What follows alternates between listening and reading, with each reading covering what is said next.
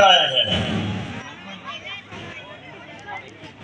जिसकी आप लोगों ने मूर्ति बिठाए हैं वो बिरसा मुंडा है कौन? उससे तुम्हारा संबंध क्या है? आपके समाज के साथ, आपके जीवन के साथ, आपके बाल बच्चों के साथ, इस देश के साथ उसका क्या संबंध है, यह मालूम होना आपको जरूरी है। जिसका पुतला आप लोग बिठा रहे हैं, जिसका आप लोग पुतला बिठा रहे हैं और बिठा दिए हैं, यह है कौन? पहला प्रश्न है भाइयों। ये मैं दो बातें आपके सामने पहले रख देता हूं। इस देश में दो आदमी का नाम बहुत बड़ा है। एक है राष्ट्रपिता महात्मा गांधी। थोड़ा शांत रहिए इधर, उनको शांत करिए इधर।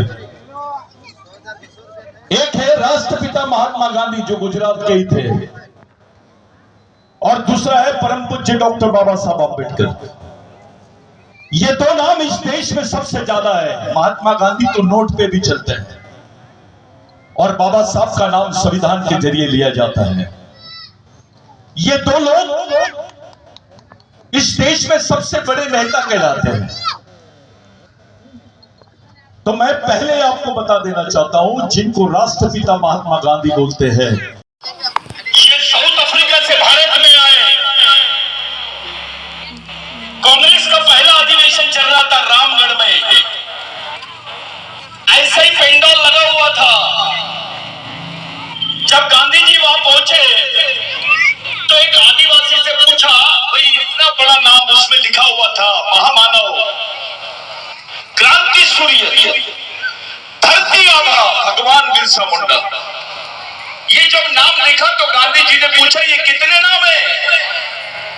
तो उस आदिवासी लमुटी वाले ने खड़े होकर बोला, गांधी जी एक ही आदमी का नाम है।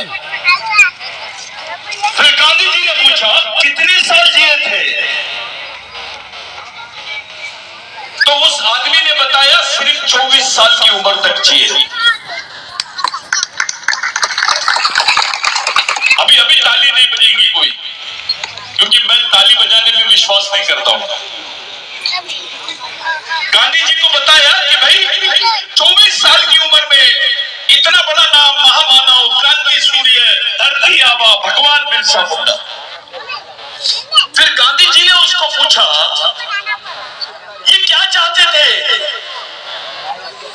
तो उस आदिवासी आदमी ने खड़े होकर बोला, गांधी जी, बिरसा मुंडा का आंदोलन जो था वो उसका बेसिक मंत्र था, मालादास मोल मावूस, यानी हमारे गांव में हमारा राज, हमारे जमीन पे हमारा राज, हमारे जंगल पे हमारा राज। जब गांधी जी ने ये बात पूछा और समझा तो गांधी जी ने बोला, इस बात की, इस विचारों की तो पूरे देश को जरूरत है। गांधी जी ने टाई कोट उतार दिया, लंगोटी पहन लिया और इस देश में भारत छोड़ो आंदोलन चलाए। गांधी जी ने बिरसा मुंडा से प्रेरणा लिया, जिसकी आपने यहां मूर्ति बिठाई है। अगर गांधी जी इस देश के राष्ट्रपिता है तो बिरसा मुंडा तो इस देश का आजा होना चाहिए, क्योंकि वो आदिवासी है। कोई बात नहीं कर रहा है।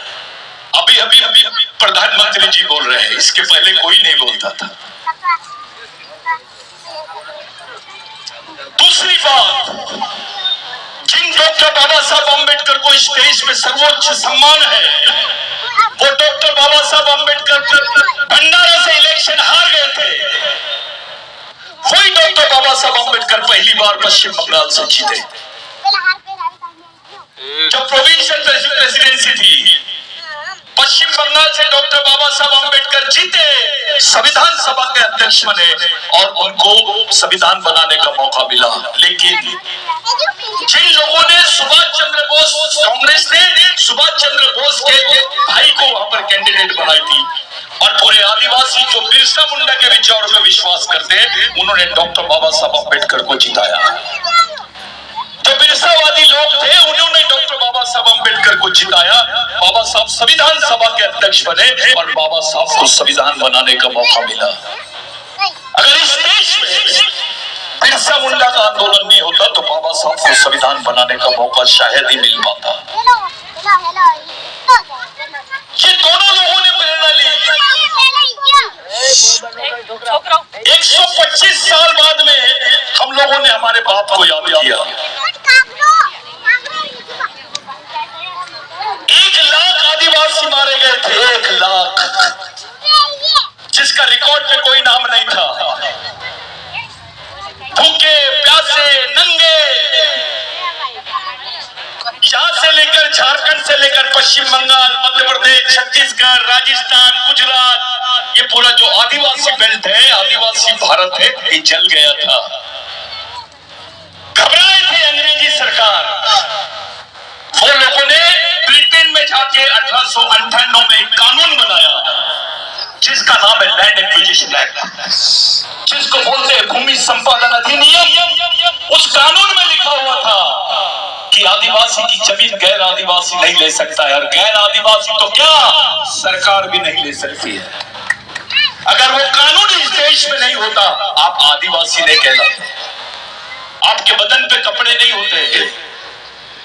भाइयों, मैं जो बात बोल रहा हूं वो इसलिए बोल रहा हूं कि इस देश में एक काला कानून था जिसको बोलते criminal tribal bill. Criminal tribal bill यानी गुनहगारी जमात का बिल। भील का बच्चा, कोंड का बच्चा, कोरकू का बच्चा, मातंग का बच्चा, मुंडा का बच्चा पैदा होते से गुनाहगार होता।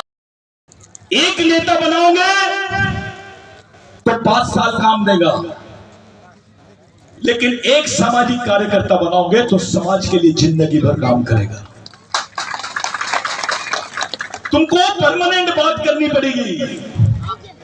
ये गांडोगिरी छोड़ो, मैं ये क्षेत्र का हूं, मैं ये पार्टी का हूं, मैं वो वाले पार्टी का हूं, ये बातों से काम नहीं जमेगा। आप किसी भी पार्टी में रहो, जब समाज की बात हुई तो एक जगह हो जाना चाहिए। समाज सब कुछ है। तुमसे पहला सवाल, नेता बड़ा कि समाज? जम के बोलो। पार्टी बड़ी कि समाज? संगठन बड़ा कि समाज? तो जो चीज तुम्हारी जिंदगी में सबसे बड़ी है उसको पहले बचाने की बात करो। एक मुस्लिम भाई अपने बच्चे 4 साल के बच्चे को मदरसा लेके जाता है, उसको बताता है, उसके हाथ में कुरान शरीफ देता है और पूछता है कि तुम बेटा ये कुरान शरीफ है, तेरे जीने मरने का रास्ता है। उनकी मस्जिदें चलती है, उनके मदरसे चलते हैं, उनके स्कूल चलते हैं, कॉलेजेस चलते हैं, और उस समाज के लिए जीने मरने वाले लोग हैं। इसलिए इस देश में मुस्लिम भाइयों का अस्तित्व है।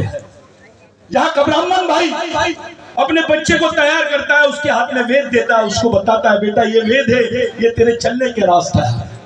उसको छोटी उम्र में आरएसएस में दाखिल कर देता है। वो उनके मंदिरें चलते हैं, उनका सब कुछ चलता है। आज पूरा आरएसएस कंट्रोल कर रहा है देश में।